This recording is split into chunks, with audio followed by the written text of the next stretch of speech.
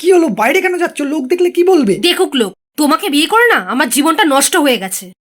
তুমি কি দিতে পেরেছো আমাকে? কিচ্ছু দিতে পারোনি। আমার বাবার দেখা ছেলেকে যদি আমি বিয়ে করতাম আজকে আমি অনেক সুখী হতাম। লোকজন শুনবে, ঘরে চলো তুমি। যাবো না। কি দেইনি আমি তোমাকে? সবটাই দেওয়ার চেষ্টা করেছি, আমার সময়, ভালোবাসা সবটাই তোমাকে দিয়েছি, কিন্তু যতটাই আমি তোমাকে দিয়েছি সবটাই তোমার কম মনে হয়েছে। আর আজকে ঘরের ঝামেলাটা তুমি বাইরে নিয়ে এসছো বাইরের লোককে জানানোর জন্য। শুনুক লোক। আমি তোমাকে কোনটা দেইনি? তুমি যেটা বলেছো সেটাই আমি করেছি। তুমি বলেছিলে পালিয়ে এসে বিয়ে করবে, আমি বলেছিলাম হবে না, আমার সময় লাগবে। আর তুমি কম বয়সে পালিয়ে এসে সংসার করতে পারবে না, আমার কেরিয়ার তৈরি করতে সময় লাগবে। তখন তুমি আমার কথাগুলো শোনার প্রয়োজন মনে করোনি। আর আজকে যখন তোমার ছোট ছোট চাওয়া পূরণ হচ্ছে না, তখন তোমার মনে হচ্ছে তোমার বাবার দেখা ছেলে তোমাকে সব দিতে পারতো, সেখানে গেলে তুমি ভালো থাকতে। জীবনে চলতে গেলে এতই যখন টাকা লাগবে বোঝো, তাহলে সেদিন কেন চলে এসেছিলে? আমি যেমন রাখতে পারবো তেমন থাকবে এই বলে। কিন্তু সেই সব কিছুর পরেও আমি মানিয়ে নিয়েছি, আমি মানিয়ে নিচ্ছি।